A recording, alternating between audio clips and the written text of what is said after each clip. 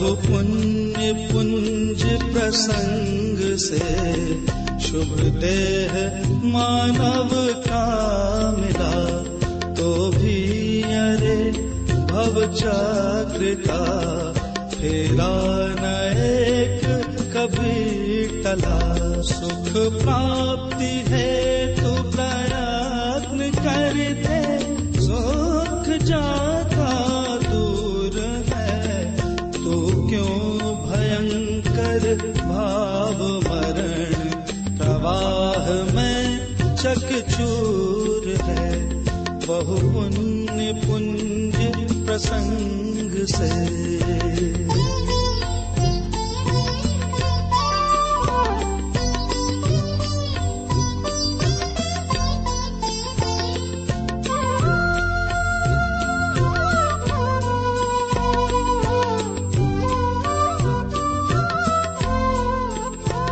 लक्ष्मी बढ़ी अधिकार भी, पर बढ़ गया क्या बोलिए। परिवार और कुटुंब है क्या, वृद्धि कुछ नहीं मानिए। संसार का बढ़ना रे नरदेह की यह हार है, नहीं एक क्षण तुझको अरे इसका विवेक विचार है। बहु पुण्य पुंज प्रसंग से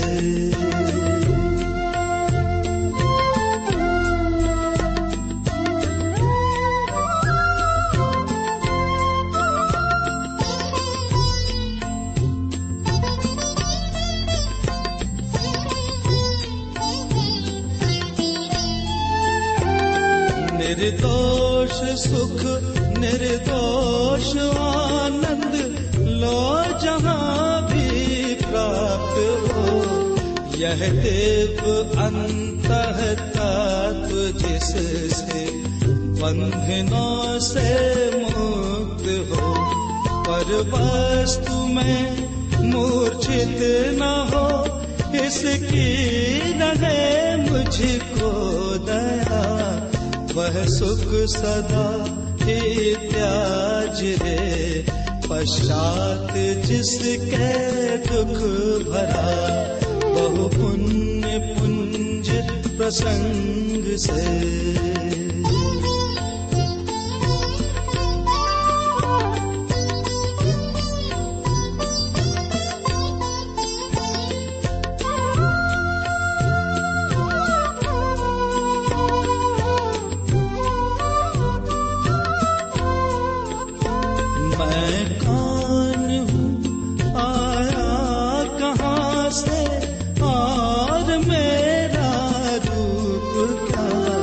संबंध दुख में कौन है, स्वीकृत करूं परिहार क्या।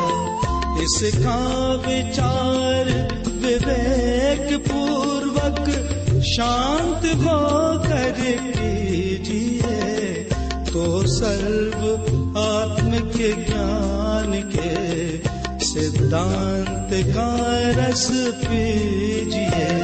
बहु पुण्य पुंज प्रसंग से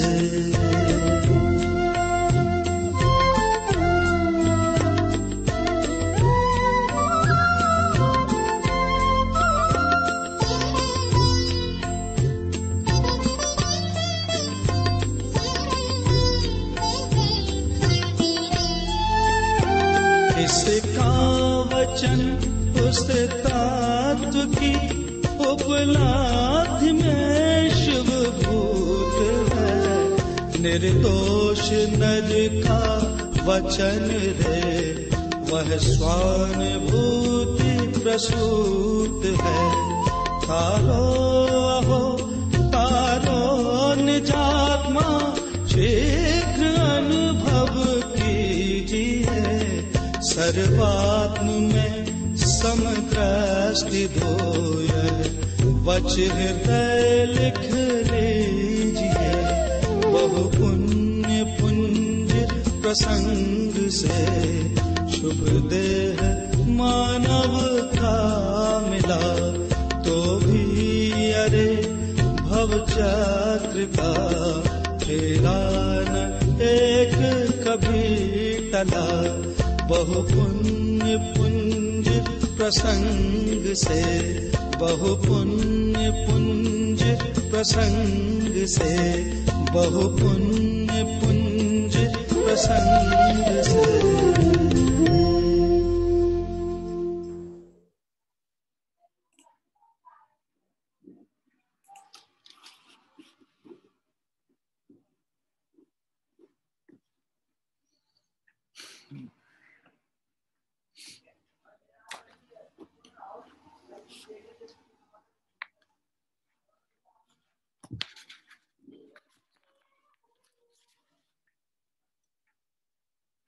सभी साधर्मियों को जय जिनेंद्र। आइए आज भगवान महावीर स्वामी के निर्वाण उत्सव की पूर्व बेला पर हम सभी यहाँ पर महावीर वंदना की कुछ पंक्तियां लेते हुए मंगलाचरण करेंगे और तदुपरांत भगवान महावीर के जीवन वृत्त के संबंध में कुछ विशिष्ट चर्चा जो कि आगम के आधार पर तत्संबंधित चर्चा प्रारंभ करेंगे।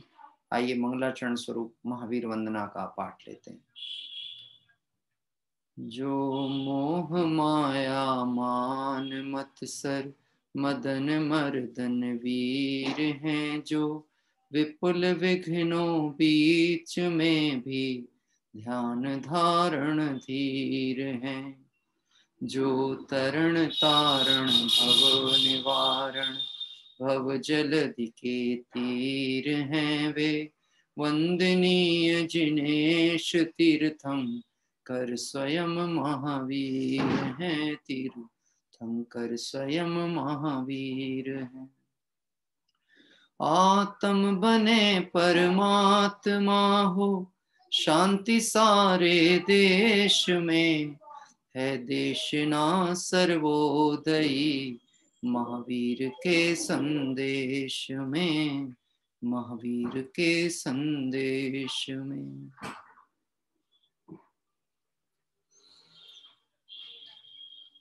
शासन नायक भगवान महावीर स्वामी के इस मंगल शासन काल में हम महाभाग्यशाली हैं जो हमें इस शासन काल के जीव होने का लाभ प्राप्त हुआ।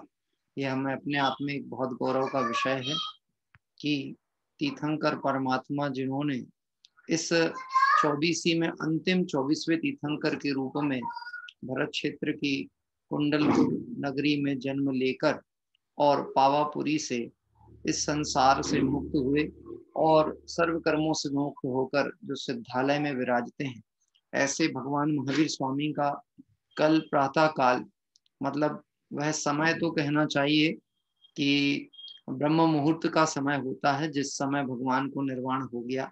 यद्यपि हम अपने आयोजन आदि थोड़ा सा आगे करते हैं, उसका एक कारण भी है कि जिस समय उन्हें के निर्वाण की प्राप्ति हुई थी उस समय हम निर्वाण गोला या वह आयोजन कर नहीं सकते, क्योंकि वह समय रहता है थोड़ा सा अंधकार, सूर्य उदय नहीं होता है।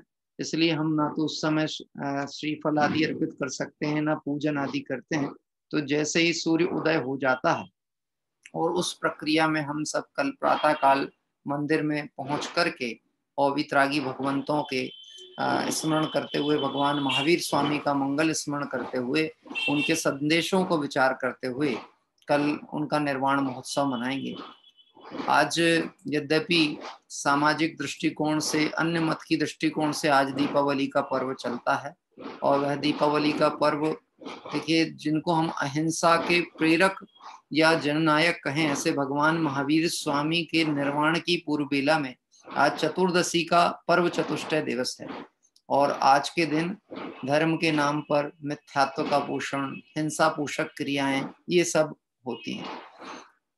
लेकिन क्या करें, करना भी कुछ नहीं है। जैसे भगवान महावीर स्वामी ने अकर्तृत्व सिद्धांत की व्याख्या की और जानना देखना ही आत्मा का कार्य है और इसके अलावा इस जीव को सुखी होने का कोई दूसरा मार्ग नहीं है, उन सिद्धांतों को भली प्रकार विचार करना ये हमारे लिए महत्वपूर्ण प्रसंग है। मैं आज मैंने एक पुस्तक निकाली है मेरी लाइब्रेरी में से, जो कि भगवान महावीर वाणी नाम से है। और ये भगवान महावीर वाणी हमारे पुराने विद्वान हुए डॉक्टर दरबार लाल जी कोठिया, जिन्होंने बहुत, यानी कहना चाहिए, गंभीर अध्येता के रूप में थे। इन्होंने धवल, जय धवल, महाधवल और जितना भी प्रथम श्रुत स्कंद, द्वितीय श्रुत स्कंद में भगवान महावीर से संबंधित चर्चाएं आई हैं, वह सारी चर्चा इसमें दी गई। यानी आज हम प्रथम श्रुत स्कंद के धवल जय धवल टीका के आधार पर, जो टीका में भगवान महावीर को कैसे स्मरण किया है, क्या स्तवन किया है, आज हमें कोई बहुत चर्चाएं नहीं करनी है। बहुत विषय विशेषज्ञ लोग होते हैं जो इस विषय पर बहुत परिचर्चाएं होती हैं, उनके ऊपर विशेष प्रकाश डाला जाता है।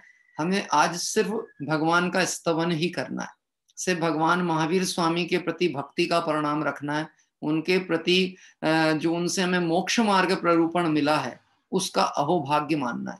इसलिए आज हम महावीर स्तवन की कुछ पंक्तियां यहाँ से ले रहे हैं। ये महावीर स्तवन जय धवल टीका के आधार पर है, यानी आचार्य धरसेन स्वामी के द्वारा जो प्ररूपित मार्ग पुष्पदंत और भूतबली स्वामी ने लिखा सटखंडागम के रूप में, और उसकी आगे वीरसेन स्वामी आदि के द्वारा जो टीका हुई। तो ये सब जो भी चर्चा है ये आई कहाँ से? वीर हिमाचल ते मुख से गिरि गुरु गौतम के मुख कुंड ढरिए। वीर हिमाचल, भगवान महावीर रूपी हिमालय पर्वत से जो ज्ञान गंगा निकली थी, आइए हम सभी इस ज्ञान गंगा में अवगाहन करते हुए भगवान महावीर का स्तवन जय धवला टीका के आधार पर हम भगवान महावीर को कहना चाहिए मंगलाचरण स्वरूप स्मरण करते हैं। और ये मूल शब्द जय धवला टीका के ही है, जो कि प्राकृत भाषा में है। मैं उसका हिंदी पद्यानुवाद आपके साथ पढ़ूंगा। पहले हम अत्यंत विनय भाव के साथ में, क्योंकि प्रथम श्रुत स्कंद, द्वितीय श्रुत स्कंद का स्तवन करना भी इस जीवन के लिए महाधन्य भाग्य है, क्योंकि ये भगवान महावीर की वही दिव्य देशना है जो समूह शरण में उद्घाटित हुई थी। और ये समझ लीजिए, हम धन्य तेरस के दिवस की चर्चा, जो अंतिम उपदेश भगवान महावीर से हमें मिला, उन सबको स्मरण करते हुए भगवान महावीर को वंदन कर रहे हैं। सो जाई जस केवल राणु जलद पप्प में लोया लोयम उड़ पड्ड बिंब दिशई वीसी सैवत गब्ब गो उरो वीरो। जिनके केवल ज्ञान रूपी उज्जवल दर्पण में लोक अलोक प्रतिबिंबित होते हैं, तथा जो विकसित कमल के गर्भ के समान समुज्वल हैं, वह वीर भगवंत जयवंत हो गए। पुनः जय धवल टीका में एक बार पुनः भगवान महावीर स्वामी को इस तरह से स्मरण किया। ऋणे संशय करो वीरो महावीरो जिण उत्तमो राग दोष भयादि दो धम्मी तिथस्य काराओ। जो सभी प्राणियों को संशय रहित करने वाले वीर हैं, जिनों में श्रेष्ठ हैं तथा राग द्वेष और भय से रहित हैं, वह भगवान महावीर धर्म तीर्थ के प्रवर्तन करने वाले जयवंत वर्ते। इसके बाद में इस क्रम से प्रथम श्रुत स्कंद के बाद द्वितीय श्रुत स्कंद में नियम सार में भी भगवान महावीर स्वामी को स्मरण किया। आज मानो हम भगवान महावीर को आचार्य भगवंतों की वाणी से स्मरण कर रहे हैं। पहले हमने धरसेन स्वामी के आधार पर जो पुष्पदंत भूतबली स्वामी की टीका परंपरा हुई, उस जय धवल टीका में वीरसेन स्वामी के द्वारा भगवान महावीर को स्मरण किया। अब भगवान आचार्य कुंद कुंद स्वामी के शब्दों के द्वारा हम भगवान महावीर को विनय करते हैं। नियम सार में भगवान महावीर के लिए बहुत सुंदर पंक्ति डाली है। णमेउण जिणम वीरम अनंत वर्णन दर्शन सहावम। इस तरह से एक पंक्ति के द्वारा भगवान महावीर का स्मरण हुआ। अनंत और उत्कृष्ट ज्ञान दर्शन स्वभाव वाले जिन भगवान महावीर स्वामी को नमस्कार हो।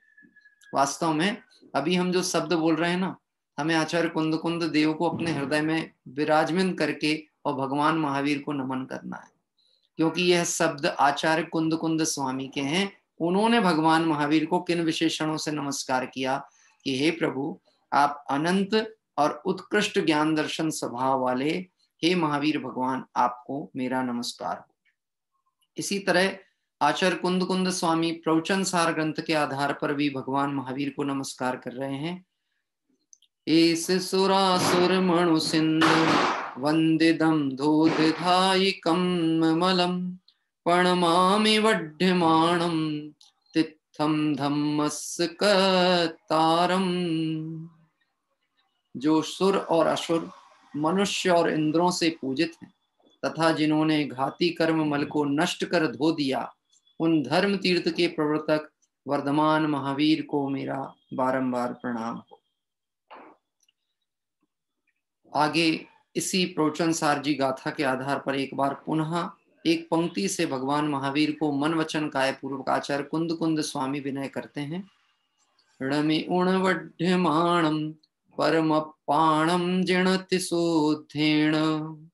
मैं परमात्मा जिन महावीर को मन वचन शरीर की शुद्धि पूर्वक नमस्कार करके अपने हृदय में विराजित करता हूं। आगे चलते हुए अष्टपाहुड़ ग्रंथ में आचार्य कुंद कुंद स्वामी ने फिर से भगवान महावीर स्वामी को स्मरण किया। सील पाहुड़ की गाथा 1। वीरम विशालयणं रत्तुपल कोमलस्य पावम तिविहेण पड़मिऊणम शील गुणाणम नृणासमेहम। अभी आप देखना, सील पाहुड़ की चर्चा करते हुए आचार्य कुंद कुंद स्वामी भगवान महावीर को कैसे विशेषणों से स्मरण कर रहे हैं। जिनके विशाल नयन हैं, रक्त कमल के समान कोमल चरण वाले भगवान महावीर को मन वाणी और शरीर से प्रणाम करके मैं शील गुणों की चर्चा कहूंगा। ऐसे आचार्य कुंद कुंद स्वामी उन्हें पुनः पुनः स्मरण करते हैं। आगे चलते हैं पुनः दंसण पाहुड़, यानी ये दंसण पाहुड़ भी आचार्य कुंद कुंद स्वामी के द्वारा विरचित। इसमें प्रथम तीर्थंकर से लेकर अंतिम तीर्थंकर भगवान महावीर को पुनः एक बार वंदन किया गया है। कामणमोकारम जिन्वर सहस्र वड्ढमाणस् दंसणमग्गं वोच्छामि जहां कम्मम समाशेण। आदि तीर्थंकर अर्थात प्रथम तीर्थंकर ऋषभदेव भगवान और अंतिम वर्धमान को नमस्कार करके दर्शन मार्ग को यथाक्रम से मैं संक्षेप से कहूंगा। इस तरह आचार्य कुंद कुंद स्वामी ने जिनवाणी की व्याख्या करते समय पुनः पुनः भगवान महावीर स्वामी को अपने हृदय में स्थापित किया। आगे बढ़ते हैं। णमुत्थोणम समणसस् भगवौराण पुत्र महावीरस्। श्रमण भगवंत ज्ञातु पुत्र महावीर को नमस्कार हो। ये सारे मंगलाचरण जो हैं वास्तव में आचार्य कुंद कुंद स्वामी और प्रथम श्रुत स्कंद के रचयिता धरसेन स्वामी और उनकी पट्टावली के मुनिराजों के द्वारा भगवान महावीर को मंगलमय स्मरण किया। देखिए, ऐसे प्रसंग हमारे समक्ष तो हर वर्ष आते हैं, लेकिन हम भगवान महावीरों को आचार्य देवों की हृदय में स्थापित करके, जैसे आचार्यों ने अपने हृदय में भगवान को स्थापित किया, वैसे हमारे हृदय में भगवान महावीर स्वामी स्थापित हों तो महावीर अष्टक की वह पंक्तियां सार्थक होंगी। महावीर स्वामी नयन पथगामी भवतु में। ऐसे आगे बढ़ेंगे। पन्नावाणा सूत्र करके है, जो कि मूल आचारांग आदि जो हमारे ग्रंथ हैं उन ग्रंथों के आधार पे सूत्र निकाला गया है। वव गए मरण भये सिद्धे अभिवंद ऊणति विहेण वंदामि जनवरिंदम तैलोक गुरु महावीरम।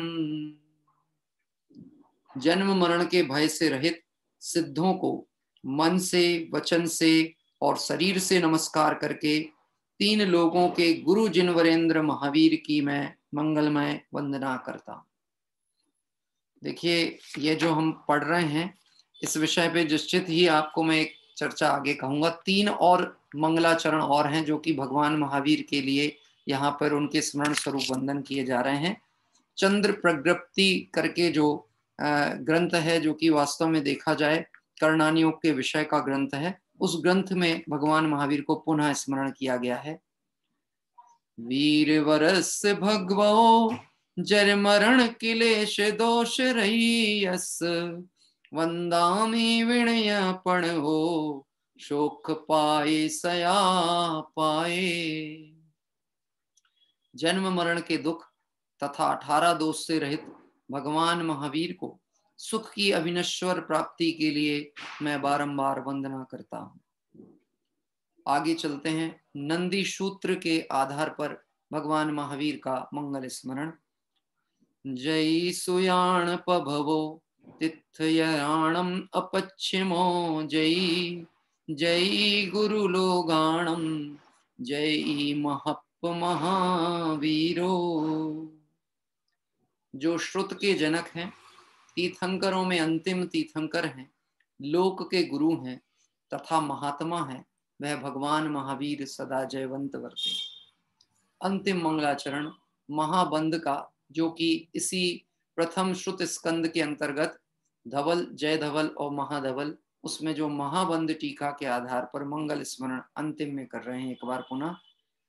जिणवयण मोश हिमणम विषय सुवीर्येण अमिद भूयम जर मरण बाहिर हरणम खय करणम सब दुखाणम। जिनेन्द्र देव के वचन विषय सुख का विरेचन करने के लिए औषधि के समान है और जरा मरण व्याधियों को दूर करने और सभी दुखों को क्षय करने के लिए अमृत के समान है। ऐसे महोषधि धारक भगवान महावीर स्वामी को मैं बारंबार वंदन करता हूँ। इस तरह से अभी हम सभी ने यहाँ पर भगवान महावीर स्वामी को आचार्य भगवंतों की दृष्टि से विनय अर्पित की, उनका गुणानुवाद किया, उन्हें मंगल स्मरण किया। निश्चित ही अब वह बहुत अल्प समय बचा है, क्योंकि दिव्य देशना तो धन्य तेरस को अंतिम उपदेश था, दिव्य धनी का लाभ। उसके बाद भगवान मौन समाधि में लीन हो गए और शुक्ल ध्यान के पाए चढ़ना उनका क्रम से प्रारंभ हुआ। और अंतिम समय जब शेष बचता है, आयु कर्म के अंतिम निषेक करने का काल आता है, तो फिर वह तीर्थंकर का जीव भगवान महावीर स्वामी, जो कि पावापुर में अभी अवस्थित हैं इस समय, क्योंकि हम तो उस जीवन को, उस घड़ी को स्मरण कर रहे हैं कि अभी भगवान महावीर वह शुक्ल ध्यान के पाए चढ़ने के क्रम में आरोहण क्रम की ओर बढ़ते चले जा रहे हैं। जब जग विषयों में रचपच कर गाफिल निद्रा में सोता हो, अथवा वह शिव के निष्कंटक पथ में विस्कंटक बोता हो। गजब की बात है, हम थक के सोएंगे और उनकी पूर्ण थकान निकल करके और वह निरोगी सुखमय शाश्वत सिद्ध दशा की ओर आगे बढ़ रहे हैं। विचार करना चाहिए कि हमें आज के दिन कम से कम वह भगवान महावीर का, चूंकि हमें तो अब पता भी है कि उनका तो निर्वाण हो चुका है और कल प्रातः काल उनका निर्वाण होने वाला है। और दो बातें लिखी हैं, कल्पना बहन ने एक बहुत सुंदर बात लिखी है कि किसी जीव का संसार दुख से मुक्त होना और हमें मोक्ष मार्ग बताना, ये अपने आप में हमारे लिए महा आनंद का विषय है कि हमें मोक्ष मार्ग मिला। लेकिन साथ ही साथ अब वह मोक्ष मार्ग का पथ प्रदर्शक हमारा साथ छोड़ के जा रहा है, इसलिए हमारे लिए वैराग्य का भी दिवस है कल। इसलिए आइए हम सभी भगवान महावीर के इस मंगल चरित्र पर विचार करते हुए कल कैसे हम इस दिवस को मंगलमय पूर्वक मनाएं, संपन्न करें, इस भावना से कुछ चर्चा अपन प्रारंभ करेंगे। आप में से जिस किसी को भी कुछ भी अपने विचार अभिव्यक्त करने का भाव हो, आप निश्चित ही अपनी भावनाएं रखिए। ये कोई आज हम स्वाध्याय नहीं कर रहे हैं, हम सिर्फ भगवान महावीर को स्मरण कर रहे हैं, विनय भाव अभिव्यक्त कर रहे हैं, मंगल उनका स्तवन कर रहे हैं और अनेक ग्रंथों के आधार पर, आचार्य देवों के हृदय के आधार पर हम भगवान महावीर को देखने का प्रयास कर रहे हैं। आइए हम सभी चलते हैं। पहले मैं भगवान महावीर के चरित्र की चर्चा का एक पॉइंट लेता हूं, बहुत संक्षिप्त सा सरल पॉइंट है और अच्छा विषय है जो हमें जानकारी होनी चाहिए। जय धवल सठखंडागम के अंतर्गत इसमें जो चौथा भाग है उसके खंड 1 के 44 नंबर का जो पद है, उसमें भगवान महावीर स्वामी के बारे में लिखा है कि इस अवसर्पणी के चतुर्थ काल के अंतिम भाग में कुछ कम 34 वर्ष प्रमाण काल के अवशिष्ट रहने पर धर्म तीर्थ की उत्पत्ति हुई। मतलब भगवान महावीर स्वामी का अवतरण का काल धवल के आधार पर यहाँ बताया गया है कि जब चौथा काल कहना चाहिए समाप्ति की दिशा में था, तब भगवान महावीर स्वामी का अवतरण हुआ। कुल 72 वर्ष की उनकी आयु थी और 72 वर्ष की इस आयु में ही उन्होंने अंतिम जब चौथा काल समाप्त होने का अवस्था आया तो वह अवतरित भी हुए और जगत के जीवों को 30 वर्ष तक दिव्य धनी का तत्वोपदेश दिया और संसार से विरक्त होकर निर्गंत दीक्षा अंगीकार कर मोक्ष को प्राप्त हुए। ऐसे भगवान महावीर स्वामी को यहाँ पर जय धवल टीका के द्वारा एक बार पुनः उनके जीवन वृत्त की महत्वपूर्ण कुछ पंक्तियां लिखी है। देखिए, मेरे मन में आज ये विचार आया, यह ग्रंथ क्या हमारे अलमारियों में ही बंद रहेंगे?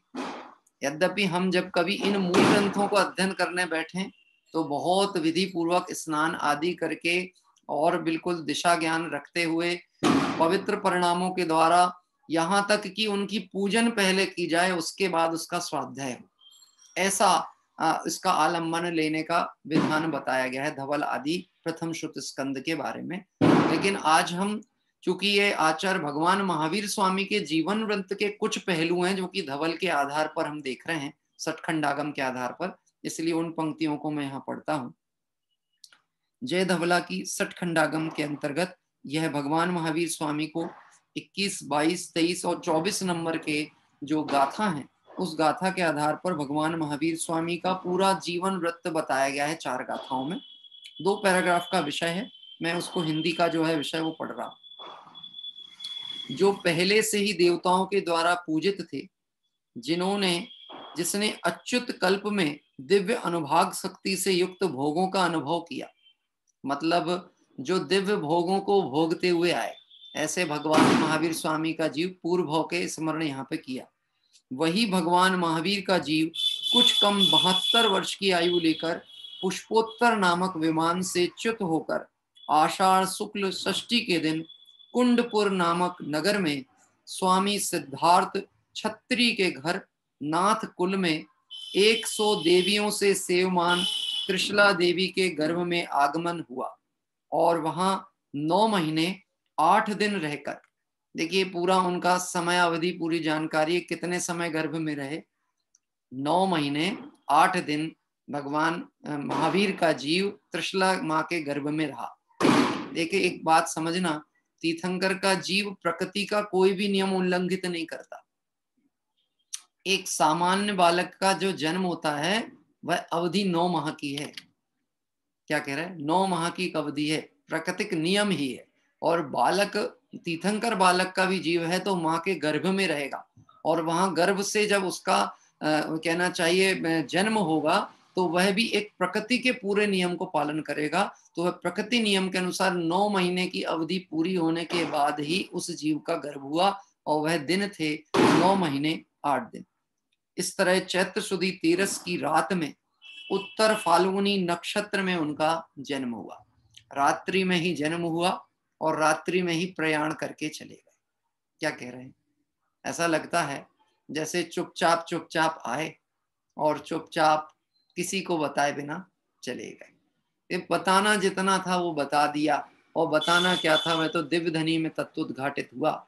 आप सोचो, 30 वर्ष के काल में केवल ज्ञान प्राप्ति के बाद जो दिव्य धनी का उद्घाटन भगवान महावीर स्वामी के द्वारा हुआ है, वह आगामी तीर्थंकरों के होते तक वही शासन चलने वाला है। और उतनी दिव्य धनी में इतना माल आ गया कि पूरे द्वादशांग का विस्तार हो गया। हाँ, गणधर भी गूथ ना पाए, इतना तत्व विस्तार भगवान महावीर स्वामी की दिव्य देशना में आया और हम सभी को वह आज प्राप्त हुआ है।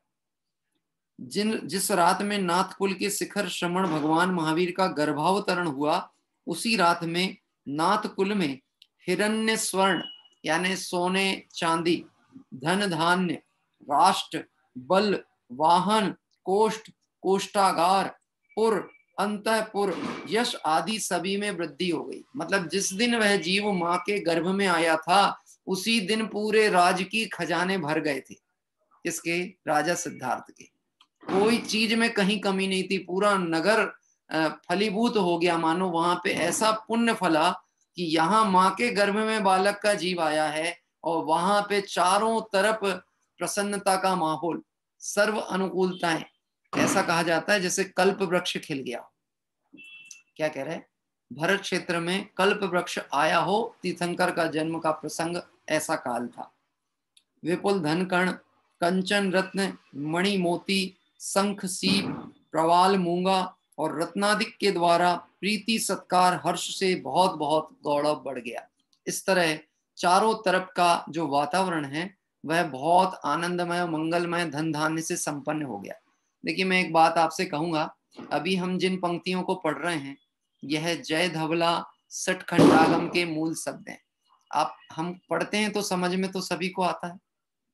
इसका मतलब है हम यदि अभ्यास करना चाहें तो जिनवाणी का कहीं भी कुछ कठिनता नहीं, इतना सरल वर्णन है। जो हम मूल गाथाएं अभी सठ खंडागम की पढ़ रहे हैं, हो सकता है कितने ही जीव ऐसे भी होंगे जिन्होंने आज तक ग्रंथ को सिर्फ नमस्कार किया है, मतलब मूल श्रुत स्कंदों के प्रथम श्रुत स्कंद को सिर्फ हम अर्घ चढ़ा के माथे पे रख के सर पे विराजमान करके और पुनः जिनवाणी की वेदी पे विराजमान कर देते हैं।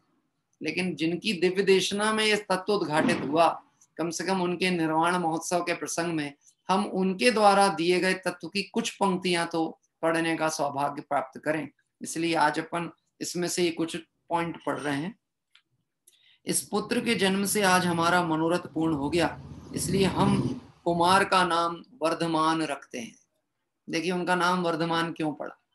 क्योंकि वर्धमान मतलब जो वृद्धि को प्राप्त हो रहे हैं और जिनके आने मात्र से चारों तरफ उन्नति ही उन्नति हो गई, वृद्धि बढ़ रही है निरंतर, यानी उनका अवतरण हुआ और सब जीवों के दुख दूर हो गए, सब सुखी हो रहे हैं। दुख दूर हो गए मतलब ऐसा नहीं समझना वहां पे कहना चाहते हैं कि शांति का माहौल बन गया, आनंद का प्रसंग बन गया, सभी अपने असाता के कष्टों को भूल गए, जिनके रोग थे वह रोग मिट गए, कोई दारिद्रता तो उसकी दरिद्रता नष्ट हो गई, इस अपेक्षा से सब दुख मिट गए। क्या कह रहा, इसलिए कुमार का नाम वर्धमान रखा गया। और श्रमण भगवान महावीर के पिता काश्यप गोत्री सिद्धार्थ नाम वाले थे। श्रमण भगवान महावीर की माता वाशिष्ठ गोत्र की त्रिशला नाम वाली थी। उनके अन्य नाम थे विदेह दिन्ना और प्रीतिंकारणी। जो दूसरा नाम था किनका, माता त्रिशला के दो नाम और आए हैं। एक नाम आए हैं विदेह दिन्ना और एक नाम आया है प्रीतिंकारणी। ये प्रीतिंकारणी नाम तो हम लोगों को स्मरण में रहता है, आपने सुना भी होगा पहले। त्रिशला देवी का दूसरा नाम प्रीतिंकारणी, और भजनों में एक शब्द भी हम लोगों ने प्रयोग भी किए हैं, प्रीतिंकारणी माता, ऐसा शब्द प्रयोग किया। इस तरह से यहाँ पर भगवान महावीर स्वामी का धवला के आधार पर पूरा जीवन वृत्त लिखा है। मैंने उसके कुछ गाथाओं के आधार पर चर्चा ली है, विशेष जो है अब कभी प्रसंग जब बनेगा तब हम करेंगे। अभी हाल ये प्रारंभिक मंगलाचरण करते हुए आज धवला जी के द्वारा भगवान महावीर को स्मरण किया। आइए अब हम थोड़ा सा क्रम में चलते हैं।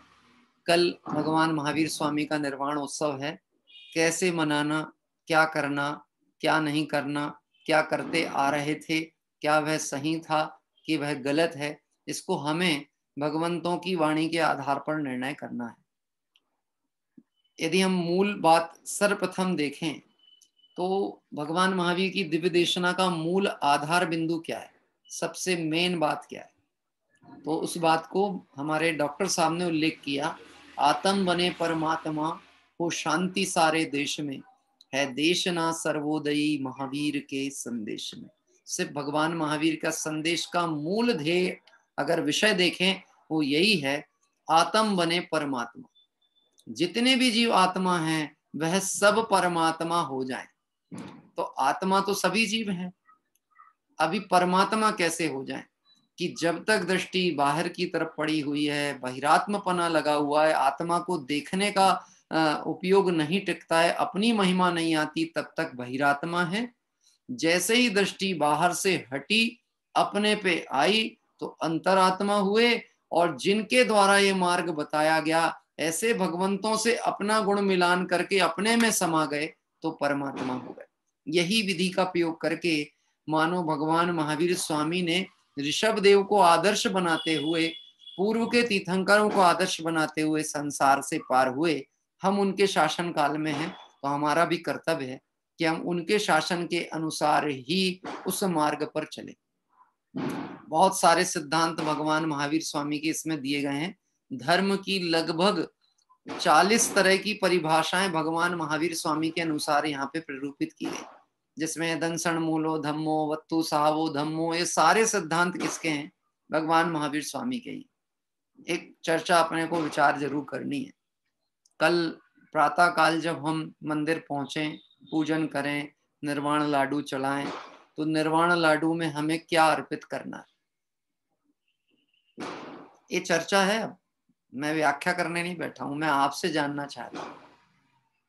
क्या जो कहना चाहें वो अपना हाथ ऊपर करें, हम उनके माध्यम से आपके विचार भी रखेंगे। उस संबंध में कोई अपना क्रॉस बात भी कहना चाहेगा तो उस विषय पे भी अपन चर्चा करेंगे। कल प्रातः काल क्या चढ़ाना है सुबह जाकर के? सतीश जी। हाँ भाई साहब, हमारे यहाँ नारियल का जो गोला रहता है उसके ऊपर के जो है जो काले रंग का जो रहता है वो साफ करके वो शुद्ध गोला, सफेद गोला भगवान जी को हम चढ़ाते हैं। गोला नहीं तो बादाम हो, सूखी बादाम हो, वो भी हम भाव से चढ़ा सकते हैं। बहुत अच्छा, ठीक है। तो मैं जानना चाहता हूं, चूंकि अब तो रात्रि चालू हो गई है, इसका मतलब है कल सुबह जो गोला अर्पित करना था वो तैयार तो हो गया होगा घर में पहले से, क्योंकि सुबह कब होगी तैयारी? तैयारी तो पहले से ही होनी थी ना। हाँ, अभी देखो, बाजार का रेडीमेड खरीद करके तुरंत लेके नहीं जाना। दूसरी बात, इसमें हमें बहुत ध्यान से एक बात को समझने की आवश्यकता है कि जो श्रीफल अर्पित किया जाए वह श्रीफल निर्दोष हो। मतलब हमें बाहर से भी ये पता तो लग जाता है कि खराब तो नहीं है। एक ये बात हमको ध्यान में रखनी, कोई जीव राशि तो उसके अंदर नहीं है। पूरा सचित्त वाला जो भी होता है, कच्चा नारियल आदि भूल से भी हमें अर्पित नहीं करना है, मंदिर नहीं ले जाना है, क्योंकि 13 पंथ शुद्ध आमनाएं में सचित्त पूजा का त्याग कहा गया है, इसलिए ऐसी वस्तुओं का प्रयोग नहीं करना। इसी तरह से कुछ लोग रांधा हुआ अन्न आदि का भी प्रयोग करते हुए देखे जाते हैं, जिसमें कि शक्कर का गोला बना लिया जाता है, मिष्ठान्न के रूप में भी बनाए जाते हैं। वह शुद्ध 13 पंथ आमनाएं में पूर्णतः निषिद्ध है। 13 पंथ आमनाएं की चर्चा के अंतर्गत हमने वह बात करी थी, आपको स्मरण में होगी। इसलिए ऐसी किसी वस्तु का आलंबन न लेकर के ना जावे। बूंदी के लाडू हैं, अखरोट चढ़ा सकते हैं क्या? तो बिल्कुल नहीं चढ़ा सकते अखरोट, क्योंकि जो फल के रूप में जिन वस्तुओं को देखा गया है वह अचित्त जो भी हो सकती है उन्हें फल में देखा गया है। जैसे बादाम है, या आपके क्या कहते हैं, हमारे यहाँ कई क्षेत्रों में पहले के समय में पूजा की छोटी सुपारी भी आती थी, वो कहीं कहीं चलती थी। वैसे मुख्यतः तो बादाम ही चढ़ाई जाती है और श्रीफल के रूप में सूखा नारियल ही चढ़ाया जाता।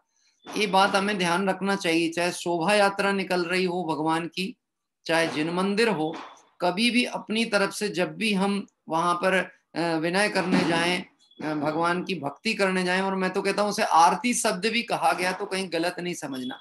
आरती करने का मतलब बस दीपक आदि का आलंबन नहीं लेना है, बाकी आप चमर के द्वारा आरती करें, थाली में श्रीफल आदि रख के आरती करें, फिर कहीं कोई दिक्कत नहीं है, वो भी आलंबन लें। उस समय भी हमको वह सूखा नारियल ही आलंबन में लेना है। साथ ही साथ इस क्रम में कल प्रातः काल मंदिर में तो हमारी पूजन होगी, निर्वाण कांड होगा। इसी कारण से कल का हमने समय थोड़ा सा आगे बढ़ा दिया, आप लोगों ने ध्यान दिया होगा। हमने 8 बजे का सोचा था, लेकिन हमने उसे 8:30 किया है, और 8:30 से 9:30 का समय रखा है, ताकि मंदिर की सारी क्रियाएं निरापद संपन्न हो सके। साथ ही साथ जिस क्षेत्रों के दर्शन को हम पहुंच रहे हैं, कल पावापुर और गौतम गणधर स्वामी ने केवल ज्ञान प्राप्त किया, ऐसे उनके भी क्षेत्र के दर्शन का कल हम प्रयास कर रहे हैं कि सौभाग्य हमको मिलेगा। तो कल प्रातः काल पावापुर में हम प्रातः समय में लगभग 8:30 बजे जब हमारी पूजन प्रारंभ होगी, तो हम पुनः निर्वाण कांड पूर्वक भाव अर्पण करेंगे यहाँ से, और जो द्रव्य गोला है वो आप जिन मंदिर में पहले से ही अर्पित करके आ जाएंगे।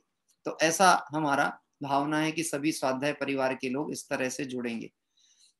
इसी क्रम में जो मैं एक बात कह रहा था कि हमको पूजन, एक तो ऐसा पहली बार प्रसंग आपको बनेगा मुझे लगता है हम अपने घरों में भी पूजन करते थे, पढ़ते थे। निश्चित ही परिवार के लोग मिलकर के इकट्ठे होकर के पूजन करते थे। रात्रि में पूजनें होती थी, परंतु कल हम बिल्कुल कोशिश ही नहीं करें, इसको अंतिम अवसर समझ करके प्रयास करें। अगली बार लॉकडाउन अब लगा या नहीं लगा इसका ठिकाना नहीं, सब साथ मिल पाए कि नहीं मिल पाए इसका भी कोई भरोसा नहीं। इसलिए एक सहज प्रसंग बना है, रात्रि पूजन कोई भी ना करेगा। भगवान महावीर के नाम पर कोई भी अपने घर में किसी भी तरह से रात्रि पूजन का आयोजन ना करे, दिन में ही करे। आज मैंने बहुत सी जगह सुना है जैन समाज में आज भी दिन में पूजाएं, आज भी पूजाएं चल रही हैं अभी भी इस समय, क्योंकि दीपावली की तिथि कैलेंडर के हिसाब से आज की है और निर्वाण उत्सव की अपेक्षा से कल की है। लेकिन हमारे लिए जो तिथि है वह कल की ही तिथि है। इसलिए आज हमारे लिए भगवान के वीतराग वचनों का स्मरण करने का तो दिवस है, उनकी भक्ति करने का तो दिवस है, परंतु यदि हम उन्हें पूजन के रूप में स्मरण करना चाहें तो वह कल प्रातः का ही मुहूर्त और समय उचित है। इसलिए हम कल सभी प्रातः काल उस कार्य को संपन्न करें। घर के लिए भी मेरा यह भाव है कि यदि आप लोग कल पूजन में बैठना चाह ही रहे हैं, बैठेंगे ही सभी लोग, तो क्यों ना हम परिवार के साथ में कल प्रातः काल विधि पूर्वक अपने घरों में चौकी लगाकर उस समय बैठें, पावापुर के दर्शन भी करें, भगवान महावीर स्वामी की पूजन भी करें, निर्वाण कांड का पाठ भी हम साथ में करेंगे और इसी के साथ साथ हम गौतम गणधर स्वामी को भी, जिनको केवल्य ज्ञान प्राप्त हुआ, उनको भी अर्घ कल अर्पित करें। तो परिवार के साथ करें, फिर भले आपका भाव हो तो पुनः एक बार कर लें, उसका कोई निषेध नहीं है। लेकिन कल मंदिर से पूजन आदि से पूर्ण होने के बाद हम सब एक साथ बैठें। देखिए हम लोगों के यहाँ एक परंपरा थी सिवनी में, ये परंपरा सिवनी में चालू हुई थी, वो इसलिए चालू की गई थी कि रात्रि पूजन बंद हो जाए, और उस पूजन को बंद करने के लिए हम लोगों ने एक उपक्रम हुआ था कि जो भी साधर्मी दिन में पूजन करेंगे उनके घर में अन्य साधर्मी जाकर के उनके साथ पूजन भक्ति किया करेंगे। और यह जो हमारा प्रयास था वो बहुत सफल हुआ था, और उसमें लगभग सिवनी की छोटी सी जैन समाज भी जब थी, जहां मैं रहा हूं बहुत लंबे समय, उसमें लगभग 30 से 35 घरों में दिन की पूजाएं चालू हो गई थी। और वो उतने ही परिवार थे मुख्य मुमुक्षु जो कहलाते थे, तो उनके घर में पूरी दिन में पूजन, किसी के यहाँ कोई पटाखे आदि का अवलंबन नहीं, किसी तरह से अन्य कोई भी तरह की कहना चाहिए सावध्य क्रिया नहीं, ये सारी क्रियाएं बंद हो गई। बहुत अच्छे से वेदी बना करके, जिनवाणी विराजमान करके, भगवान महावीर का चित्र आदि रख के, कलश स्थापित करके, और सभी लगभग 70-80-100 साधर्मी मिलके घर में पूजा करते थे। और उस क्रम से एक एक घर में जा जाकर पूजन का क्रम चलता था। जब से मैं छिंदवाड़ा शिफ्ट हुआ, चूंकि यहाँ पर व्यक्तिगत घरों की पूजाएं लोगों की अपनी अपनी होती हैं, मैं इस विषय में थोड़ा संकोचित भी हूँ कहने का कि अध्यात्म तत्व से जुड़ने के बाद भी बहुत से लोग आज भी रात्रि पूजन बंद नहीं कर रहे। तो देखा जाए फिर बात वही लागू होगी, प्रभु को तो मानते पर प्रभु की नहीं मानते। क्या कह रहे हैं? आओ एक दीपक फिर जलाएं, मिथ्यात्व अंधकार को दूर भगाएं, पर वह दीपक ज्ञान दीपक होना चाहिए जो कि झंझा के झकोरे में बुझे ना। नहीं तो हम कल पुनः फिर वही अज्ञानता कर बैठें कि भगवान महावीर स्वामी के नाम पे फिर दिए जला लें, फिर पूजन करने बैठ जाएं, और फिर मैंने ऐसा तक देखा है पूजन ही नहीं होती, फिर पूजन के बाद में घर परिवार के सब लोग इकट्ठे होते हैं तो नाश्ता पानी भी होता है, और उसको कहा जाता है ब्यारू। हमारे यहाँ की भाषा में ब्यारू मतलब फरारी। और जहाँ बड़े बड़े घर होते हैं ना, मतलब एक ही परिवार के 6 भाई हैं, तो हर घर में पूजन होगी, और हर घरों में जाकर जब पूजन होती है तो फिर वह पूजन के क्रम में ऐसी स्थिति बनती है कि पूजा चालू होती रात को 9 बजे और पूजन खत्म होती रात के 2-2:30 बजे, और 2:30 बजे तक हर घर में नाश्ता होता है। मैं दिगंबर जैन घरों की बात करता हूँ, अन्य मतियों की चर्चा नहीं कर रहा। क्या कह रहे हैं? तो अध्यात्म तत्व को जानने वाले और भगवान महावीर के शासन में जो गौरव का अनुभव करते हो, भगवान महावीर के सिद्धांत को पालते हो, उनको इस मिथ्यात्व मान्यता को, अज्ञानता को आज ही छोड़ देना चाहिए कि हम रात्रि पूजन का जीवन पर्यंत निषेध करते हैं। क्या कह रहे हैं? मैं हाथ उठा करके किसी से नहीं कहूंगा, लेकिन भगवान महावीर के ज्ञान में हमारा परिणाम झलकता है। क्या हम ऐसा कर सकते हैं कि नहीं कर सकते? जो कर सकते हैं वो निश्चित ही उस विषय की अनुमोदना करें, जो कर सकते हैं तो निश्चित अनुमोदना करें। हाँ जी, बिजोलिया के मैसेज आया है हमारे, वहां के मंदिर में आज बही खातों की पूजा की गई है। किसके मंदिर की बही खातों की, कि घर के बही खातों की? हाँ बोलो, भगवान का भी अकाउंट रखना पड़ता है ना, मंदिरों का भी ऑडिट होता है, मंदिरों की व्यवस्था होती है, लेकिन वह जो व्यवस्थाएं हैं वह पुण्य प्रमाण और भक्ति भावनाओं से चलती हैं, इन सब विकल्प व्यवस्थाओं से नहीं चलती। भावनाएं विशुद्ध होती हैं तो मंदिर सजते भी हैं, बनते भी हैं, और उधर से कितने ही जीव मार्ग समझ के मोक्ष को भी प्राप्त करते हैं। नितांत अज्ञानता है, ऐसे आलम्बन लेकर के कोई भी ऐसे कार्य को ना करें, ना घर में करें, ना जिनालय में करने का विकल्प रखें। तो इस तरह से इस क्रम से कल प्रातःकालीन पूजन क्रम में हम और आप सभी जुड़े, ये मेरी भावना है।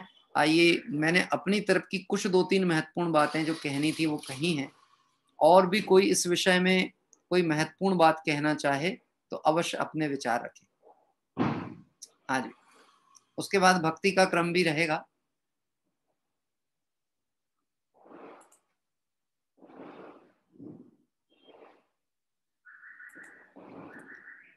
हाँ, किसी को यदि, मैंने तो आपसे पहले भी कहा था कि आप लोगों को किसी को भी इस विषय में कोई विचार हो, सुझाव हो, कोई प्रश्न हो, कोई शंका हो, तो उस संबंधित अपन चर्चा करके उसके समाधान क्रम की ओर आगे चलेंगे।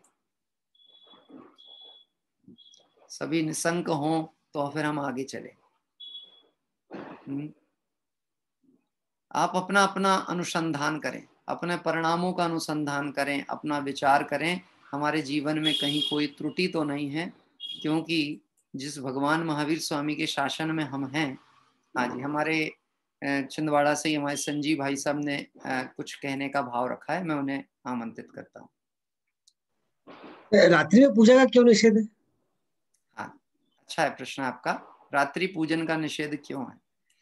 13 पंथ आमनाय की हम जो 13 विधियों को हमने देखा था, ये यद्यपि 16वीं 17वीं शताब्दी से 13 पंथ का उद्भव बताया गया है, जबकि बनारसी दास जी का शासन काल था। यद्यपि 13 पंथ तो जिनागम पंथ है, मतलब भगवान महावीर स्वामी ही नहीं, जो वर्तमान तीर्थंकर 24 तीर्थंकर हुए हैं, उनके पहले से ही सदैव जिन पंथ को ही 13 पंथ कहा गया। 13 पंथ की एक परिभाषा ऐसी भी है, हे जिनेंद्र भगवान, जो 13 पंथ वो मेरा पंथ। क्या मैं उसी पंथ का अनुयायी हूं जिस पंथ में आप हैं? 13 पंथ में मतलब मूल आमनाय में अहिंसक क्रियाओं के द्वारा ही धर्म आराधना करने का विधान है। ऐसी कोई सी भी क्रिया का अवलंबन नहीं लिया जाता है जिसमें हिंसा होती हो। इसलिए अगर हम देखें, हमारे अष्टद्रव्य का आलंबन भी हो, उसमें सचित्त वस्तुओं का त्याग है। यहाँ तक कि हम पानी भी जो प्रयोग करते हैं वह प्रासुक जल लेते हैं, जिसको हम अचित्त करके प्रयोग करते हैं।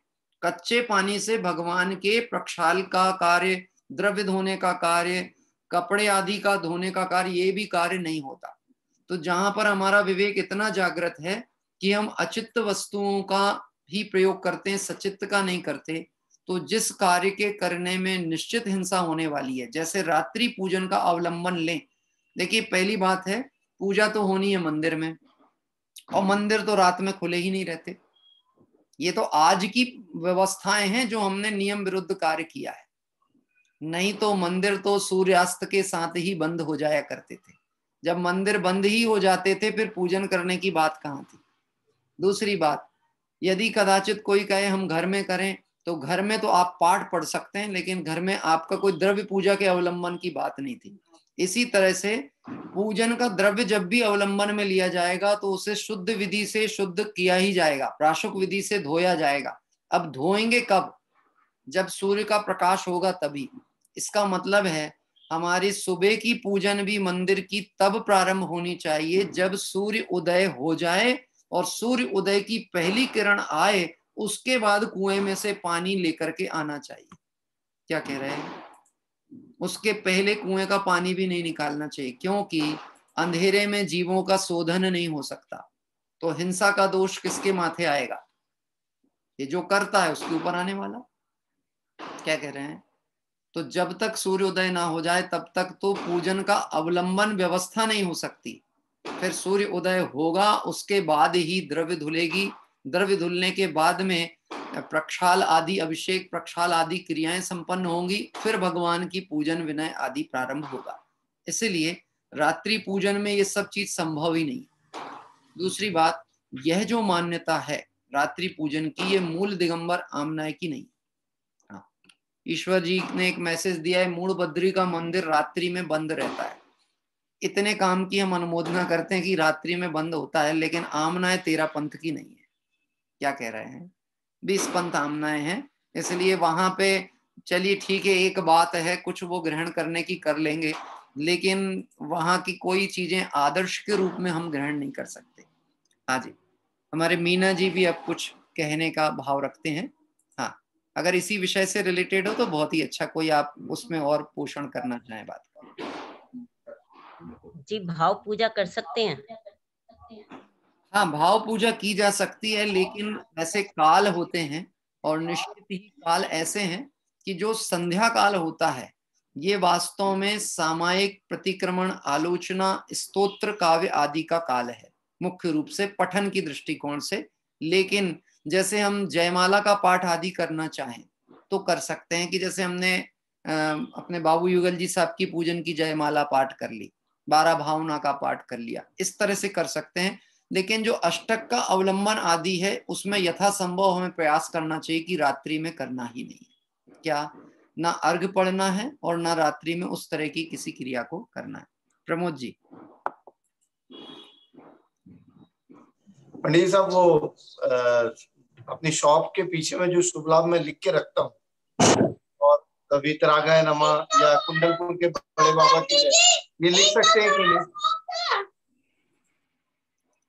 अभी तक तो लिख के रखा था, ये तो बात है, मुझे आपकी चर्चा से समझ में आया कि अभी तक लिख के रखा था। निश्चित ही भगवान की भक्ति से हम लाभ तो चाहते हैं, लेकिन हमको तय करना है कि लाभ कौन सा वाला चाहिए, वो कितनी मात्रा में चाहिए, ये हमको अवश्य तय करना चाहिए।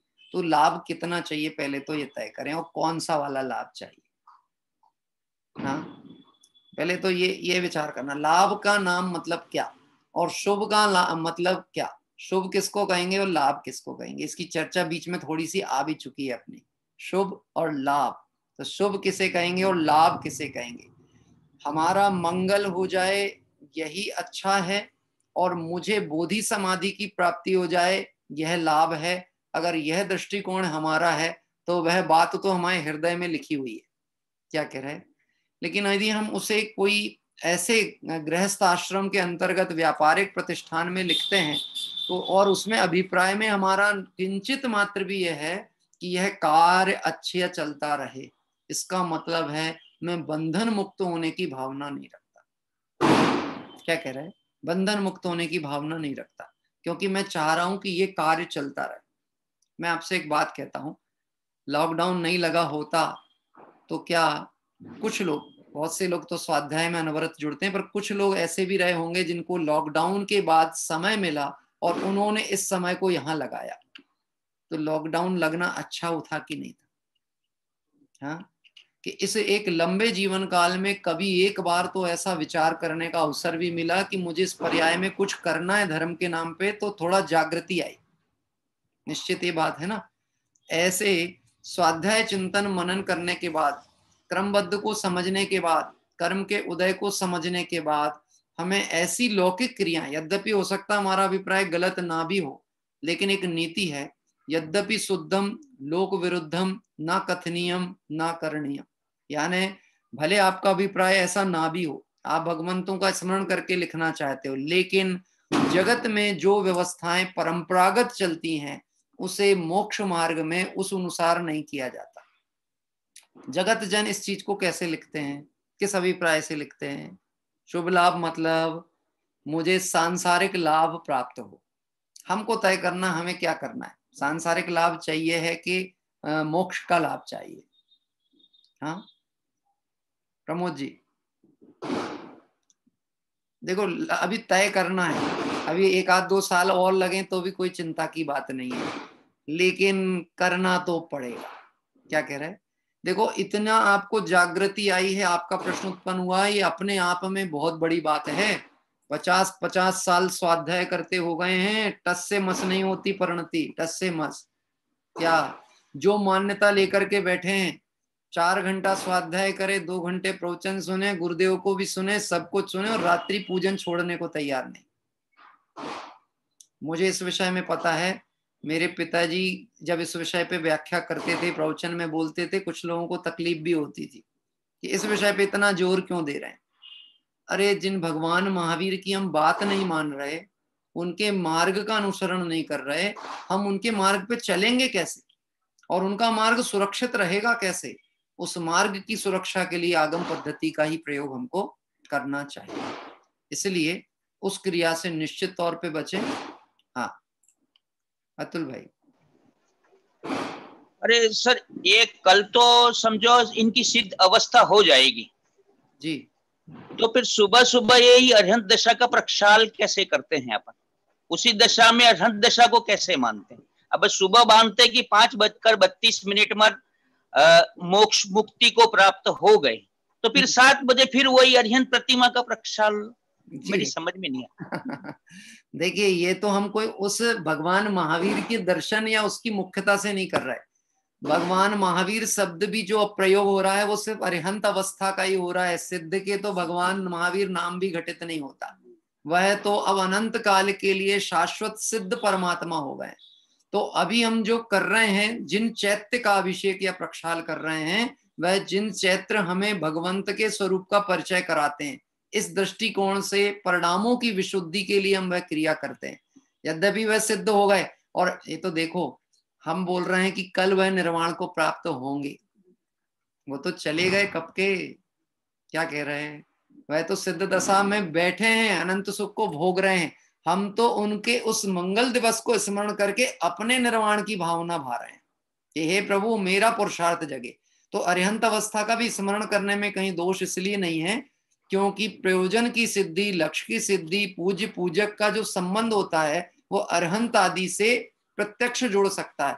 सिद्ध के साथ में तो स्वरूप अवलोकन की दशा में जुड़ता है, इसलिए वह प्रातः काल में, अब जैसे हमारे यहाँ पे तो आदिनाथ भगवान का मंदिर है अतुल भाई जी, पार्श्वनाथ भगवान का मंदिर है, मतलब जो हमारे हैं यहाँ पे भगवान महावीर स्वामी मूल नायक है ही नहीं, इतने सारे मंदिर हैं तब भी कहीं नहीं है।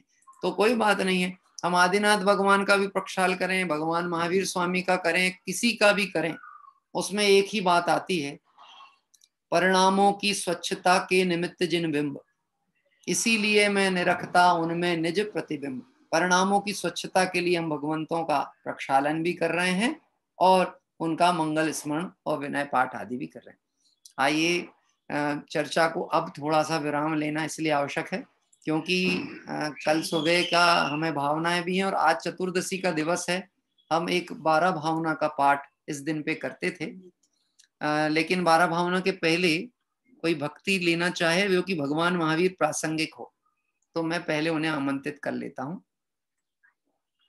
बहुत से लोगों ने वैसे भावनाएं रखी थी पर मैं चाहता हूं कि युवा वर्ग में से कोई प्रयास करना चाहे। चलिए ठीक है, हम आज उनको अवसर देने का कोशिश करते हैं।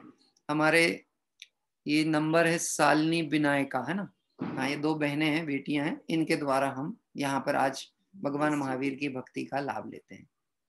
शायद मुझे लगता है अच्छा नीलेश जी के परिवार से ही बच्चे जो मोह माया पढ़ेंगे महावीर वंदना। अच्छा, महावीर वंदना पढ़ना है आपको? हाँ। ठीक, चलिए करिए महावीर वंदना पढ़ा। जो मोह माया मान मत्सर मदन मर्दन वीर है, जो विपुल विघ्नों बीच में ध्यान धारण धीर है, ध्यान धारण धीर, जो तरन तारन भव निवारन भव जलधि के तीर है, वे वंदनीय जिनेश तीर्थं कर स्वयं महावीर है, जो राग द्वेष विकार वर्जित लीना तम ध्यान में, जिनके विराट विशाल निर्मल अचल केवल ज्ञान में, युगपद विशद सकलार्थ जन के गणित हो व्याख्यान में वेवर्धमान महान जिन बिच रे हमारे ध्यान में जिनका परम पावन चरित जल निधि समान अपार है जिनके गुणों के कथन में गण धर न पावे पार है दसवीं तराग विज्ञान जिन के कथन का सार है उन सर्वदर्शी सन्मति को वंदना शत बार है जिनके विमल उपदेश में सबके उदय की बात है समभाव समता भाव जिनका जगत में व्याख्यात है जिसने बताया जगत को प्रत्येक कण स्वाधीन है करता न धरता कोई है अणु अणु स्वयं में लीन है आत्म बने परमात्मा हो शांति सारे देश में हे देशना सर्वोदयी महावीर के संदेश में महावीर के संदेश में। बहुत सुंदर भगवान महावीर स्वामी की महावीर वंदना जो कि हमारे आदरणीय डॉक्टर साहब के द्वारा लिखित है, उसको अभी हमारे नीलेश जी भाई साहब विनायका जो कि हमारे सैलू से जुड़ते हैं उनकी बेटियों के द्वारा यहाँ पर उसका पाठ किया गया। आइए हम सभी, आज चतुर्दशी का पवित्र दिवस है, भक्ति स्तवन चिंतन मनन ध्यान का समझ लीजिए काल चल रहा है। भगवान भी ध्यान आरूढ़ होकर के और शुक्ल ध्यान के क्रम में आगे बढ़ रहे हैं, श्रेणी तो उनकी चढ़ ही रहे हैं और निश्चित ही अल्प काल में मुक्त होने वाले हैं। आइए हम भी भावनाओं के पाठ के माध्यम से आज अन्यत्व भावना का पाठ यहाँ पर कर रहे हैं, जैसा कि हमारा हर बार का क्रम रहता है। और शोभा चंद जी भारिल साहब की बहुत सरल हिंदी भाषा की 12 भावना में अन्यत्व भावना का पाठ यहाँ प्रारंभ करते हैं। आप सभी ध्यान से सुनते चलेंगे। मैंने आपको एक बार इसका पीडीएफ भी शेयर किया हुआ था, तो अगर आपने, हाँ आपके पास हो प्रतियां, उसके प्रिंट निकलवा सकते हैं, आप प्रिंट निकाल लीजिएगा क्योंकि ये अप्रकाशित प्रति है, अब इसके एक संस्करण उपलब्ध नहीं है, इसलिए आप उसमें से देख सकेंगे। अन्यत्व भावना प्रारंभ होती है।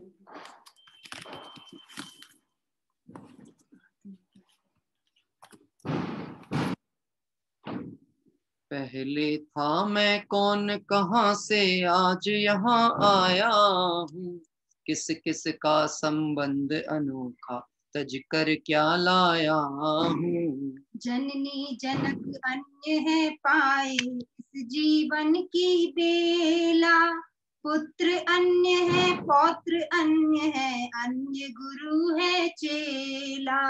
चिरकालीन संगनी पहले मैंने जिसे बनाया, कुछ ही क्षण में छोड़ उसे अब आज किसे अपनाया। अन्य धाम धन खरा जीवने इस जीवन में पाया, आगामी भव में पावेंगे अन्य किसी की माया। पूर्व भवों में जिस काया को बड़े यत्न से पाला, जिसकी शोभा बढ़ा रही थी मणिया मुक्ता माला। वह कण कण बन भूमंडल में कहीं समाई भाई, इसी तरह मिटने वाली है नूतन काया पाई। सब अन्य अन्य यौवन है वृद्धत्व निराला, सारा ही संसार सिनेमा कैसे दृश्यों वाला। इन भंगुर भावों से न्यारा ज्योति कुंज चेतन है, मूर्ति रहित चैतन्य ज्ञान में निश्चेतन यह तन है। सिद्ध विशुद्ध बुद्ध चेतन है सहज सुखों का सागर, अव्याबाद अरूप निरंजन साम्य सुधा कागर। सप्त धातु निर्मित काया है पुद्गल पिंड विनश्वर, दोनों एक कदापि न होंगे समझ सयाने सत्वर। वो जल में उत्पन्न जलज जो जल से ही न्यारा है, त्यों शरीर से भिन्न चेतना को भी निर्धारा है। तो दुनिया की अन्य वस्तुएं कैसे होंगी तेरी, समझ निराले आत्म रूप को मत कह मेरी मेरी। नया नया पल सकल विश्व में नव्य रूप लाता है, सकल सुखों का पात्र दूसरे पल में बिल जाता है। ज्ञान नयन से हीन दीन जन फिर भी समझ न पाते, सत्य सनातन जान विश्व को मोह गर्त में जाते। वाजीराज गजराज मही और महल कोश धनदारा, यह चेतन से हो अभिन्न तो कभी न होवे न्यारा। है जो जिसकी असल संपदा वह क्या न्यारी होती, क्या सूरज की ज्योति कभी भी अलग सूर्य से होती। मानव दानव देव नार की कीट पतंग नहीं हो, चाकर ठाकुर स्वामी सेवक राजा प्रजा नहीं हूँ। लोकालोक विलोकी मैं हूँ चिदानंदमय चेतन, है यह सब पर्याय द्रव्यमय मैं हूँ शुद्ध सनातन। मैं हूँ सबसे भिन्न अन्य अस्पृष्ट हूँ निराला, आत्मीय सुख सागर में नित रमने ही वाला। सब संयोगज भाव दे रहे हैं मुझको धोखा, हाय न जाना मैंने अपना रूप ये अनोखा। कर्म जन्य संयोग कभी होता है क्या सुखदाता, फिर वियोग का वज्र कभी है देखो विपदा ढाता। मोही जीव अनन्य जान इनमें ही भरमाता, ज्ञानी जन मध्यस्थ भाव में है रच ही जाता। मुक्ति शोध सोपान भावना ही अति है सुखदाई, है अन्यत विचार हृदय में मन में समता लाई। पापी तेरे अनेक बंधु चिंतन से इसके, पाप ताप संतान न मिटते हैं किस किस के। ओ पाप ताप संतान न मिटते हैं किस किस के। वैराग्य जननी ऐसी 12 भावनाओं में अन्यत्व भावना का पाठ हमने किया, और निश्चित ही हमें स्मरण रखना है भगवान महावीर स्वामी की दिव्य देशना में इसी वैराग्य समता शांति का उपदेश आया। एक बहुत अच्छी शिक्षा भगवान महावीर स्वामी की है। बाहर बहुत कोलाहल बढ़ता चला जा रहा है, आप देख रहे होंगे, आपको उसके व्यवधान भी समझ में आते होंगे, लेकिन संसार की रहट तो चलेगी। और यह वह जीव है जो कि मनुष्य पर्याय को तो प्राप्त किया, लेकिन भगवान महावीर के शासन का लाभ उन्हें नहीं मिल पाया, इतना पुण्य उनके खाते में नहीं था। इसलिए बात उनसे की जा सकती है जो भगवान महावीर के शासन में हैं और उनकी संतान कहलाते हैं। उनसे निश्चित ही अपेक्षा की जाती है कि वह उनकी परंपरा और उसके मार्ग का अनुसरण करें। एक बहुत अच्छा शिक्षा हमें याद रखनी है, सब जीव अपनी भूल से ही दुखी हैं और अपनी भूल सुधार कर सुखी हो सकते हैं। सब जीव, सब मतलब मैं भी यदि दुखी हूँ तो अपनी भूल से ही दुखी हूँ, अपनी भूल सुधार कर सुखी हो सकता हूँ। भगवान महावीर ने अपने जीवन में उस भूल को सुधारा और उस भूल के सुधार के बल पे सिद्धत्व दशा को प्राप्त किया। हम भी पर्याय दृष्टि को छोड़ें, अन्यत्व भावना में ये पंक्ति ही इस विषय को बारंबार प्रेरित करती थी। पहले था मैं कौन कहाँ, आज यहाँ आया हूँ, किस किस का संबंध अनोखा, तजकर क्या लाया हूँ। हमें विचार करना है, जो संयोगों को मैंने इकट्ठे किए हैं, क्या वह मेरे हैं? क्या इनसे मेरा कोई संबंध है? क्या वह मेरे सुख के कारण है, या वे मुझे दुख दे सकते हैं? इनके संयोग को मैं सुख मानता हूँ, ये मेरी भूल है। इनके वियोग से मैं दुखी होता हूँ, ये मेरी भूल है। मुझे निश्चित ही संयोग वियोग दृष्टि हटाकर असंयोगी स्वभाव पे दृष्टि ले जाना चाहिए, तो भगवान महावीर की दिव्य देशना का लाभ कहलाएगा। आइए भाव प्रतिक्रमण पूर्वक हम सभी इस जो चर्चा भगवान महावीर स्वामी के मंगल स्तवन स्वरूप थी, उसको आगे की ओर विराम की ओर लेकर के चलते हैं। हे अरहंत प्रभु, मुझसे मन वचन काय द्वारा, कृत कारित अनुमोदना द्वारा, समरंभ समारंभ आरंभ द्वारा, क्रोधमान माया लोभ द्वारा, प्रमाद इत्यादि विभावों द्वारा, इस भव में या पूर्व भव में सच्चे देव शास्त्र गुरु की अभिनय हुई हो, व्रतों में अतिक्रम व्यतिक्रम अतिचार अनाचार दोष लगाया हो,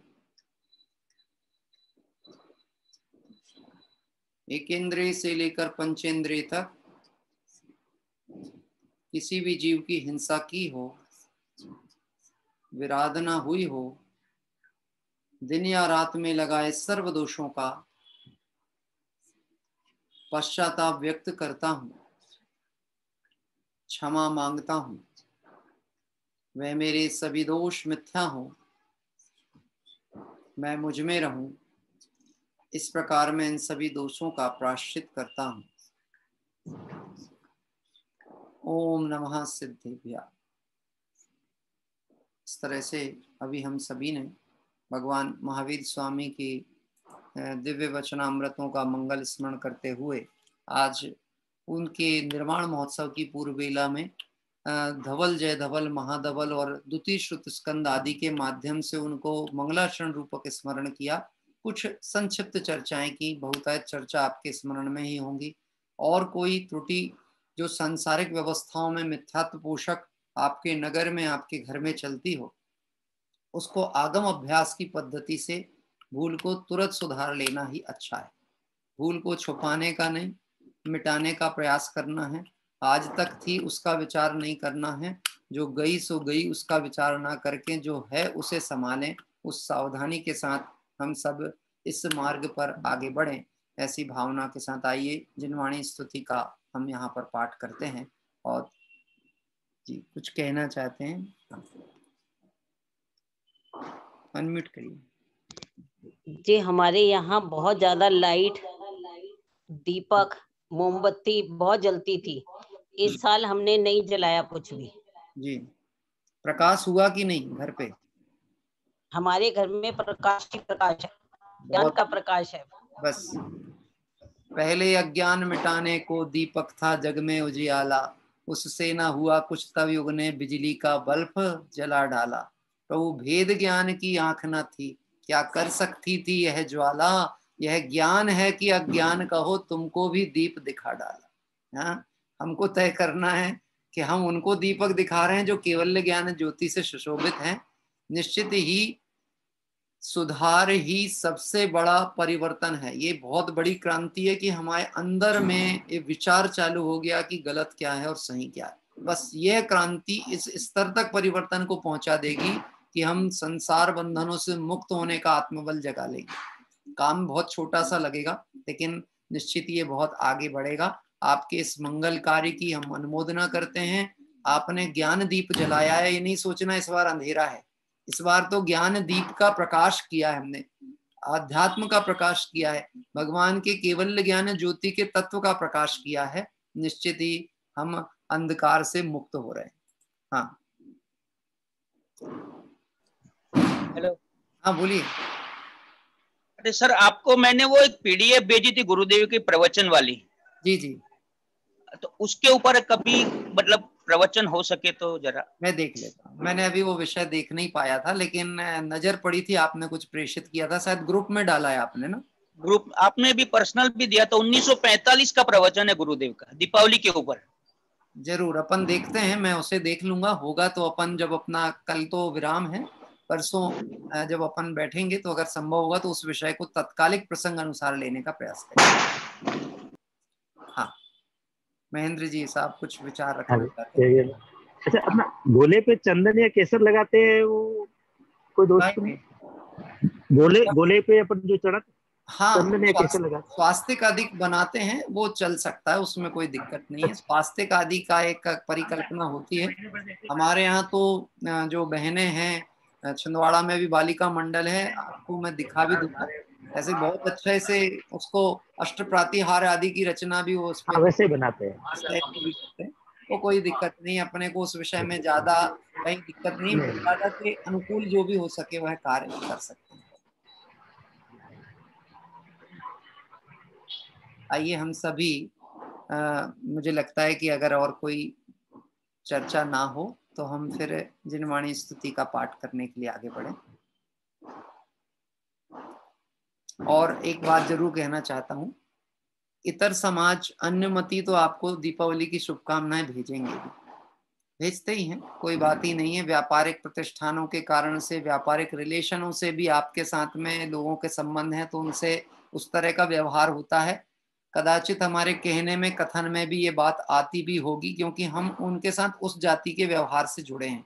लेकिन कम से कम हम कोई भी जैन धर्मावलंबी के साथ में दीपावली की शुभकामना ना प्रेषित करके भगवान महावीर निर्वाण उत्सव की मंगल भावना प्रेषित करें कि हे प्रभु, जैसे आप संसार बंधनों से मुक्त हुए हैं, आपके निर्वाण महोत्सव में हम भी सभी दुखों से मुक्त हों, आपका परिवार सब दुखों से मुक्त हो, हर जीव दुख से मुक्त हो और मोक्ष मार्ग पे बढ़े, ऐसी मंगल भावना के साथ शुभकामनाएं आप प्रेषित करें, वहाँ कोई दिक्कत नहीं है। लेकिन वो जो दीपावली के रेडीमेड दिए चित्र वित्र के मैटर होते हैं कि आपको लक्ष्मी जी कृपा कर दे और धनों की वर्षा होने लगे, वो उतनी मान्यता का पोषण भी, ये समझ लेना, पुण्य को क्षीण करने ही वाला होता है। इसीलिए हमको उस संबंधित में कम से कम जैनी आपस में एक दूसरे को वो ट्रांसपरेशंस तो खत्म करें। देखिए मैं तो लगभग, या तो मैं प्रेषित ही नहीं करता, और यदि मैं प्रेषित करूंगा तो मैं वो अपनी ही बात प्रेषित करना चाहूंगा जो मूल आगम की है। तुम्हें ना समझ में आए तो तुम हमसे पूछना कि आपने दीपावली के दिन में बंधन से मुक्त होने की बात क्यों कही। तो कम से कम एक पॉइंट तो दिमाग में आया कि दीपावली में कुछ और भी चर्चा होती है, सिर्फ धूम धड़ाके ही नहीं होते हैं। वास्तव में धूम धड़ाके बंद करने का त्योहार है। ये हमारा वैराग्य का और आनंद का, उल्लास का प्रसंग है। ऐसा नहीं समझना कोई नीरसता की बात चल रही है। आप अत्यंत उल्लास के साथ कल प्रातः काल भगवंतों की पूजन भक्ति के लिए चलें। 8:30 बजे का समय अपन ने अपना तय किया है, ताकि हम सभी मंदिरों में दर्शन आदि का लाभ ले सकें, परिवार के साथ बैठ सकें और उसके बाद फिर यहाँ की पूजन होगी। पंडित साहब, वो व्हाट्सएप पे मेरे जो व्यापारिक सर्कल है जी, वो बहुत ज्यादा है, मतलब अन्य समाजों से तो बहुत सारे व्हाट्सएप पे जो मैसेज आते हैं लक्ष्मी जी के या फिर अन्य देवी देवताओं के, तो उसका रिप्लाई ये अपने हाथ जोड़ने का साइन से दे सकते हैं क्या अपन? मैंने आपको बताया ना, वो आपका रिलेशन व्यवहार जिस तरह का, उस स्तर पे आपको उसका निर्वहन करना है। परंतु उस निर्वहन में भी देखो एक बात होती है, हर धर्म संप्रदाय की एक पद्धति होती है अपनी। जैसे कोई हिंदू होगा तो राम राम कहता है, मुस्लिम होगा तो अपने इष्ट को याद करेगा, हम होते हैं तो जय जिनेन्द्र बोलते हैं। देखिए हम जो पद्धति अपनाएंगे ना, तो हम ऐसी बात कह सकते हैं, भगवान महावीर स्वामी के मंगल मार्ग से सभी जीव सुखी हों, ऐसी शुभकामनाएं मैं आपको प्रेषित करता। क्या कह रहे हैं? क्योंकि हम तो भगवान महावीर वाले हैं ना, तो हम काहे को वो दूसरे कुगुरु कुदेव आदि की बात करें। आपको भेजना तो भेजो ना, भगवान महावीर स्वामी के शासन काल की मंगल भावनाओं से आप सभी सुखी हों और सारा आनंद मंगल हो जाए, ये हमारी भावना है। आपको इस तरह का अपन का मैसेज बना लें, अपना व्यवहार उस तरह से संपन्न करें। आइए जिनवाणी स्तुति करते हैं, फिर गुरुदेव श्री के प्रवचनों की संबंध में जो चर्चाएं आई हैं उससे संबंध में आगामी दिवसों में जब भी अपना प्रसंग बनता है उसको करेंगे। समय का परिवर्तन आप ध्यान रखेंगे, कल 8:30 का टाइम है, 8:20 8:25 से क्षेत्र दर्शन, पावापुरी, महावीर वंदना, महावीराष्टक पाठ आदि प्रारंभ होगा। तो उस क्रम से आप, मेरा अनुरोध है कल बहुत अच्छे से आप परिवार के साथ, अपने घर में बेटियां हैं, बहनें हैं, बहुएं हैं, चौक पूरिए, बहुत अच्छे से आपकी चौकी लगाइए, कलश रखिए, जिनवाणी विराजमान करिए, भगवान महावीर स्वामी का चित्र रखिए और उनके सिद्धांतों पर विचार करते हुए कल हम सभी अपने अपने घरों में भी बैठ करके भगवान महावीर स्वामी को स्मरण करेंगे। निर्वाण कांड के द्वारा गौतम गणधर स्वामी की भी केवल ज्ञान की अनुमोदना कल प्रातः काल करेंगे। जिनवाणी स्तुति। शादवाद नए सट द्रव्य गुण पर आए और प्रमाण का, जड़ कर्म चेतन बंध का, अरु कर्म के अवसान का, कह कर स्वरूप यथार्थ जग का, जो किया उपकार है। इसके लिए जिनवाणी माँ को वंदना सतवार है, वंदना सतवार है। नमो अरिहंताणम, नमो सिद्धाणम, नमो आयरियाणम, नमो उवज्झायाणम, नमो लोए सब साहूणम, नमो अरिहंताणम, नमो सिद्धाणम, नमो आयरियाणम, नमो उवज्झायाणम, नमो लोए सब साहूणम, नमो अरिहंताणम, नमो सिद्धाणम, नमो आयरियाणम, नमो उवज्झायाणम, नमो लोए सब साहूणम। जय बोले द्वादशांग में जिनवाणी माता की जय हो। देवशास्त्र गुरु भगवान की जय हो। अनंतानंद सिद्ध परमेष्टि भगवंतों की जय हो। वीतरागी जैन शासन की जय हो। एक बात जरूर मुझे अभी भी स्मरण में आई है जो मैं आपसे अंतिम कह के जाना चाहता हूँ। किसी ने प्रश्न भी पूछा था कि लोगों को यहाँ पहले ऐसा होता था, बहुत सारे फटाके अटाके भी फोड़ते थे, बड़ी मिठाइयों के खर्च भी करते थे, कपड़े भी लाते थे, अन्य अन्य बहुत सारे व्यवस्थाएं होती थी। ये सब नहीं करेंगे तो निश्चित ही वह धनराशि बच जाती है और बचनी भी चाहिए कि हम उस हिंसा पोषक या ऐसे राग पोषक क्रियाओं से उसको बचाएं और उसे किसी सत्कार्य में लगा दें। सत्कार्य में मतलब जिन शासन की जो प्रभावना हो सके या जिन मंदिर आदि के कोई कार्य हो, यानी ऐसे कार्य भी आप कर सकते हैं कि जिनवाणी के कवर ला करके ये अपनी तरफ से वो कवर समर्पित कर दें मंदिर में कि हम इतनी जिनवाणी के नए कवर या वेष्टन लगा करके भगवान महावीर के निर्वाण उत्सव पे वो समर्पित करते हैं। उतनी राशि चाहें तो जिन मंदिर में श्रुत भंडार में आप दे दें या द्रव्य के खाते में दे दें। इस तरह से किसी ना किसी मद में उतनी राशि आप अवश्य देने का भाव रखें जिस राशि को हम इस त्योहार के नाम पे धर्म विरुद्ध प्रवर्तन में करते थे। इसलिए ताकि वह भावनाएं हमारी बनी रहे कि हमने उस संबंधित अपने परिणाम को पूर्ण कर लिया। किसी ने प्रश्न भेजा था, इसलिए अंतिम विकल्प में मैंने अपनी तरफ से ये सुझाव आपको प्रस्तुत किया है। आइए भगवान महावीर स्वामी का मंगल संदेश हम सभी को मंगलमय हो। हम सभी मंगल आराधना करें। सभी जीव जिन शासन का लक्ष्य पा करके भगवान महावीर की दिव्य देशना का लाभ प्राप्त करके सुखी होवें और इस सुख के मार्ग पे बढ़कर शाश्वत सिद्ध दशा को प्राप्त करें। इसी पवित्र भावना से विराम लेते हैं। सभी साधर्मियों को जय जिनेन्द्र।